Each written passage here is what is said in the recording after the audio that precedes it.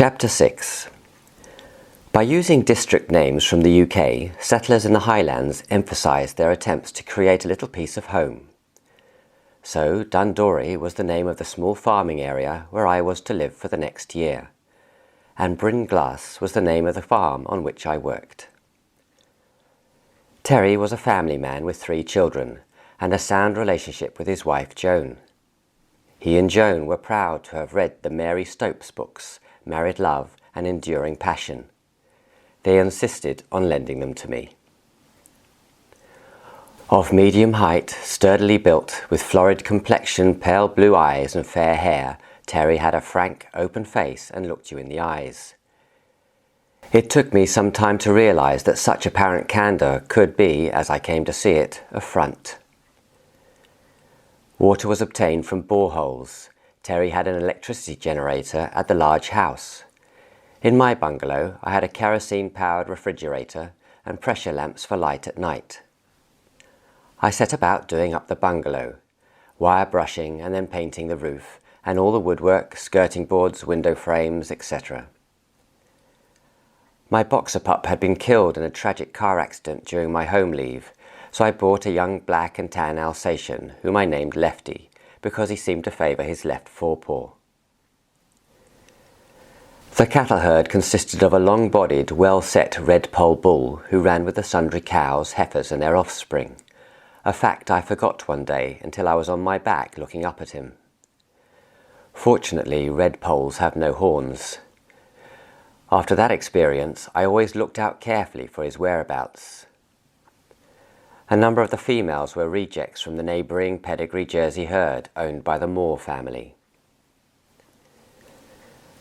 The fruit trees, many with their labels still on them, were mainly a derelict orchard of apples, including such varieties as Grabenstein, which I had not heard of.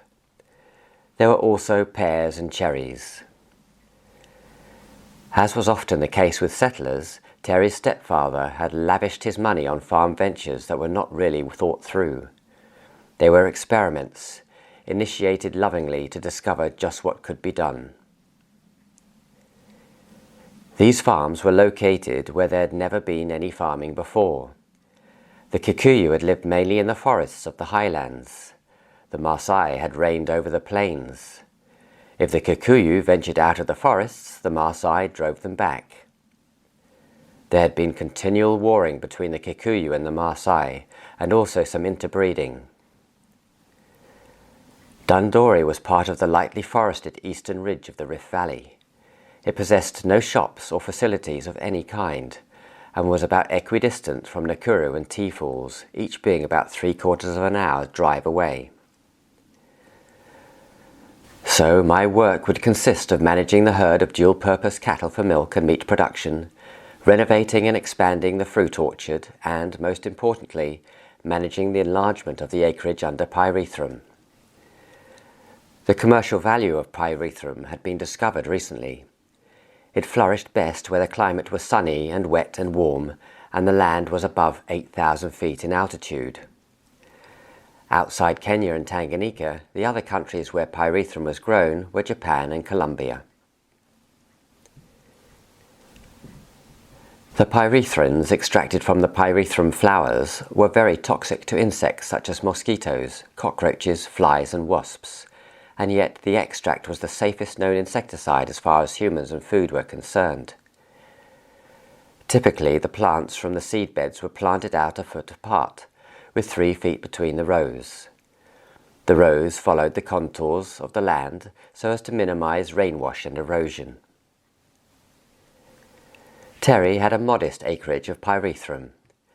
However, he was now on the board of the Pyrethrum Marketing Board of Kenya, PMBK, and was confident he could get planting licenses and the best strains of seed to enable us to expand his acreage and yield quickly.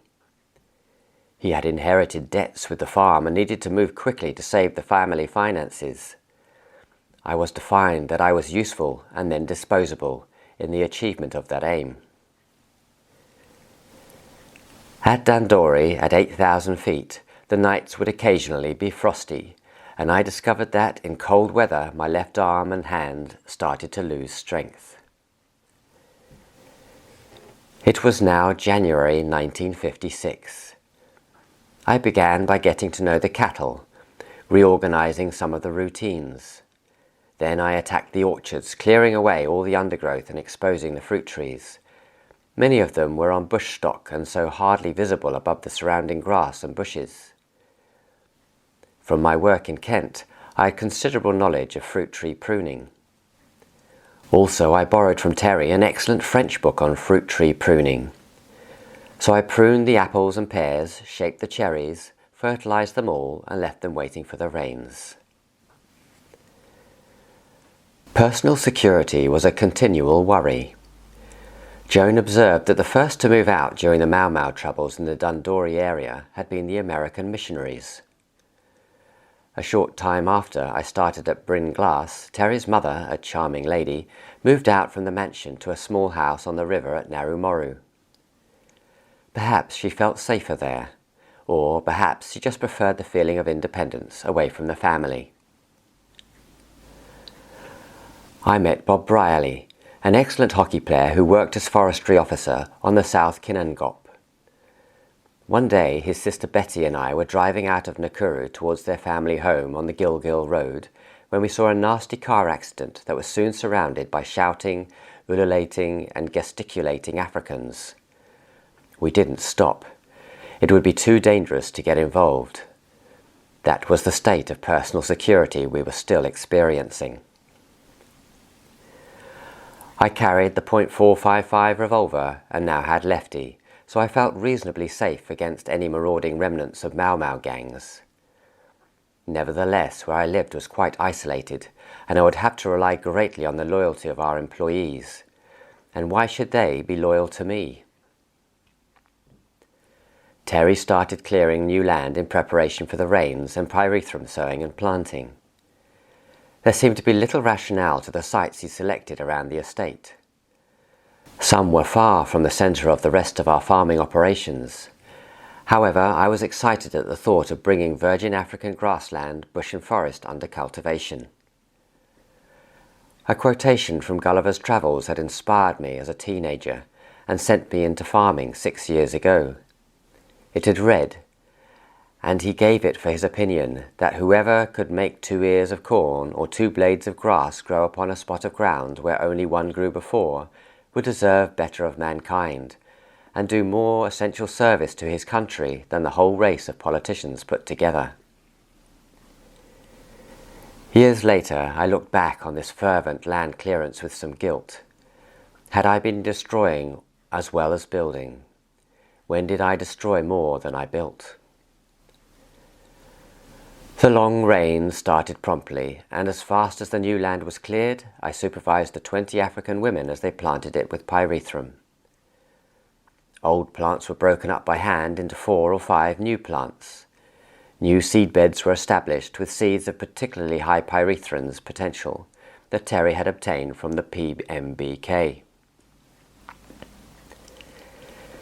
The established pyrethrum fields needed hoeing, and traditionally the women used pangas for this work. I went down to Dalgety in Nakuru and found some short-handled hoes of the kind I had used on market garden crops in Kent. I demonstrated to the women that I could do the work about twice as fast with a hoe. To my surprise, they were not interested in learning to use the hoe and thus earning more money. They just wanted to earn enough. Then they stopped work for the day, going to the shambas lent to them by Terry for growing food for themselves and their families. For them, these shambas were their most important assets. Working on the pyrethrum was really no more than an unfortunate necessity in order to be lent a shamba. Husbands were expected to work on machinery, fencing, herding, etc., and wives were required to work on the pyrethrum. Everything seemed to be going well with the job. However, I did notice that Terry's bank in Nakuru always had to refer my paycheck to management if I wanted to draw it as cash. In my spare time, I was back playing tennis and hockey at NAC. There I met Phil again. He had developed his ball control at hockey to an amazing extent with hours of practice, dribbling the ball at speed through and round cricket stumps placed a yard apart. The Asians were renowned for their ball control. Phil became about the one European who could match them at that skill. I made friends with Tony Eve, who was captain of NAC hockey and married to Terry Mitten Watson's half-sister, Diana. Gradually, my goalkeeping ability was picking up. At every opportunity, I watched Ron Franks, the old Cambrian goalkeeper. He seemed to me to be the outstanding goalkeeper in the country, and I set out to try and match him. I sawed off some of the handle of my hockey stick to shorten it, so that it was less difficult to carry in my left polio hand. Goalkeeping consisted mainly of saving and clearing with feet and legs, using a hand for the high ball. If the raised ball went to my left, my hand was not quick enough, and I had to reach across with my right hand. Slowly, the NAC team started to strengthen. In Nairobi, the Kenya team had been selected to go to the Melbourne Olympics November-December. With the exception of Ron Franks and 2 other Europeans, the team was totally Asian. Sport was being played largely on racial lines. The only organised sport played by Africans was soccer. Hockey was played by Europeans and Sikhs, Pakistanis, Goans, all of whom had their own separate clubs. Back on the farm, I was responsible for planting the largest acreage of Pyrethrum planted anywhere in East Africa that year. The fields stretched acre upon acre. I took photos of them and of the fruit trees that had produced astonishing growth. Some of them doubled in size that year. Later, the fruit was harvested and sold in Nakuru. The cherries, being unique in Kenya, fetched enormous prices before they reached the counter. Nobody had grown and sold cherries before. I noticed that the hedgerows were full of blackberries and pondered on the speed at which they had established themselves with the help of the birds. Dundori was certainly, potentially, a fruit-growing area. I made friends nearby. There were the Moores with their son and 3 daughters, their pedigree Jersey cattle, John Harries, soldier settler, and his wife Eddie, Peter and Diana Congreve. There was the young couple who were heirs to the Airwick Company in the UK. There was widow Mammy Gibbs and her daughter Jennifer, who later married a friend of mine, and in Old Kaloo there were Mr. and Mrs. Keith Hendry and their daughter June, who married the boy on the farm next door to them. Typically, these people were hard-working farmers. They were land-rich and cash-poor. The grimy farm station wagon was their only transport off the farm. First impressions would suggest that they had a high standard of living. After all, they had house servants and garden boys. Then I heard that Peter Congreve had asked Pembroke House, the prep school near Gilgil where his 2 sons boarded, to excuse his inability to pay the fees for a year. He spent all his hours working, and it was rumoured that this was his problem. His labour stood around watching him work.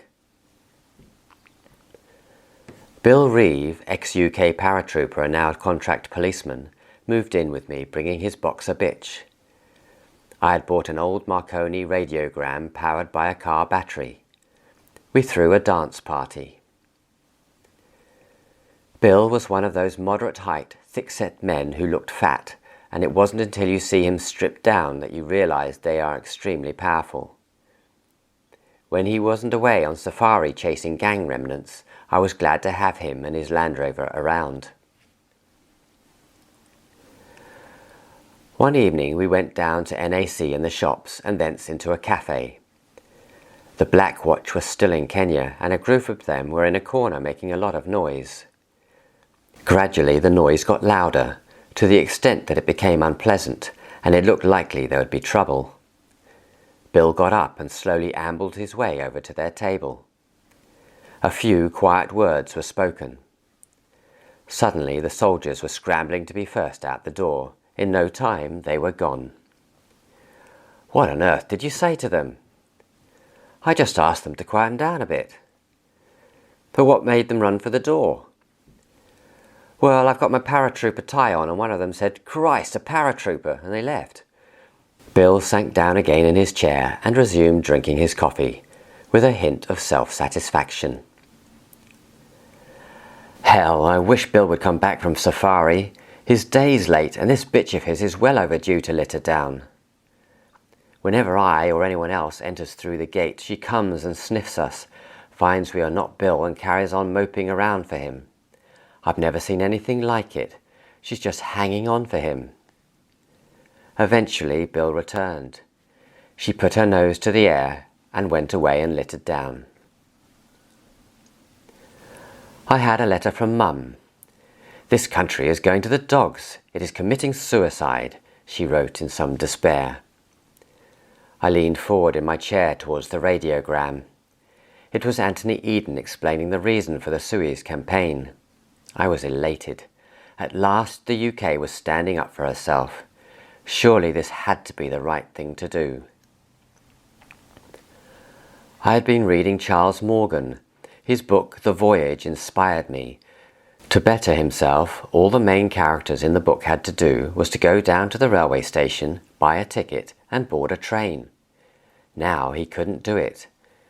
The chains of his current life shackled him. Surely all I had to do was to go down to Nairobi, buy an air ticket, and board a plane. But I couldn't do it.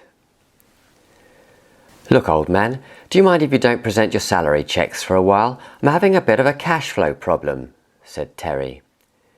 3 months went by before I could cash my checks. Fortunately, I had saved fairly well during my 4 years with the veterinary department. Still, it was surprising, even alarming. I started again to brood about my future. I was committed to farming and to getting my own farm somehow. But how was I going to achieve it? I had no capital, and my physical strength had been reduced by the polio attack. I was increasingly uncertain what my mission in life was. Jennifer Gibbs and I went to Nakuru to hear an American evangelist. "Either Jesus Christ was the Son of God with all that entails, or he was an absolute madman, a raving lunatic," he proclaimed. Why? Who says he wasn't a little misled? Why does he have to be one or the other? Could he not have been encouraged to overstate his position through his apparent power over people? I asked myself. The vehicles rumbled to the big house in the last light of the day. Men climbed out and assembled slowly and quietly around the large circular table in the dining room. The lights shone dully, the noise of the generator putt-putting outside as the darkness drew in. Looking around, I realized that some of these men I hardly knew. Terry had been getting increasingly restless about the future for the Kenya European. His conversation had become increasingly belligerent about the need for the Europeans to take matters into their own hands. Now he had summoned his neighbours and others from outside the district to discuss how it might be possible, in fact, to take over the country. Terry spoke to the assembled company. He quoted the example of the recent Algerian settler movement. He foresaw cells of Europeans around Kenya coordinating to disarm the governor's forces and take over the key government-controlled services such as the radio, airports, etc. He named a retired general living outside T Falls who he felt sure would be prepared to lead our local cell, or even coordinate the national effort. So his speech progressed, and finally he asked everyone for their opinions and support. There followed quiet, sober contributions acknowledging the truth of the precarious nature of the settlers' future. Then up stood a man I didn't know at all. He spoke with a strong voice, deliberately, calmly, accepting the arguments, leading to his climax. "I would be interested in what you and the others suggest, Terry, except for one thing. I am British. So we all are here, British. I am sure we would never go down the road you have suggested because we are British." He collected his gun from the hall and left. The other faces around the table now looked at one another, and the meeting broke up indecisively as they moved out into the dark, bidding Joan a good night as they passed her on the way to the front door. Man, oh man, that was history, I mumbled to myself as I drove back to my bungalow and Lefty. That was history. If you put that in a book, no one would believe it.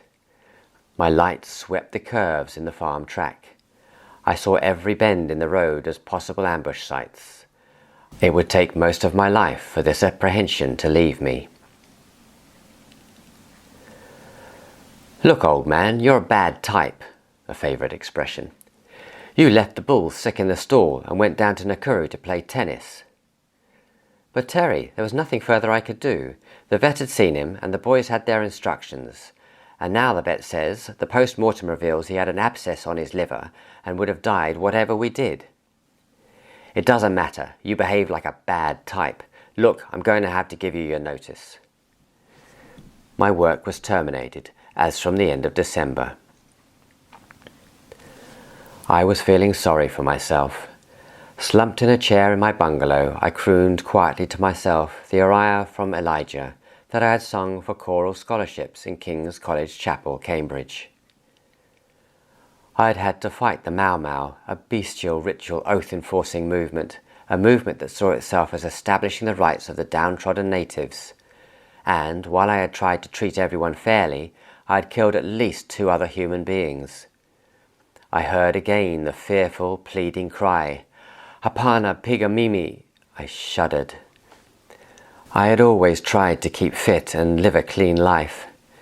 Now my left arm needed gravity to straighten it, and on my left hand only the thumb and 2 fingers could be used effectively. I had sought guidance from above about Donette, and she had committed suicide. How could that be God's guidance? Still trying to follow my belief that I should be a farmer, I had now been fired from my farming job. A rumble of thunder interrupted my thoughts. Surprised, I went and opened the front door. In the porch, Lofty raised his sleepy head and wagged his tail. I went outside and peered up at a clear, star-studded African sky. Next morning, I asked my houseboy if he had heard the thunder. "Hapana bwana," came the reply. "Mimi hapana sikia radi." I went around the farm, photographing evidence of the results of my work. I was getting nervous about my profits-related bonus. I discovered from Joan that Terry had sold off 2 parcels of land on which I had planted many acres of pyrethrum. Well, all that should produce me a nice fat bonus, I thought. "Oh no, Mr. Osborn," said Terry's accountant, "you don't get bonus on sales of land. They don't come into the farm profits. They are what we call capital gains, fortuitous gains. It is just a matter in the balance sheet of exchange of fixed assets, land, pyrethrum, the house you have been living in, for cash. These movements within the balance sheet have nothing to do with the profit and loss account." So I had my first lesson in accountancy. The farm profits on which my bonus depended were a fraction of what I had expected. I went into a lawyer's office in Nakuru. There a young red-headed Scotsman drafted a letter to be sent to Terry to ensure that I did indeed receive my back pay and small bonus. The lawyer refused any payment for this service. In the meantime, 2 fires had broken out in Terry's wheat stores and house annex.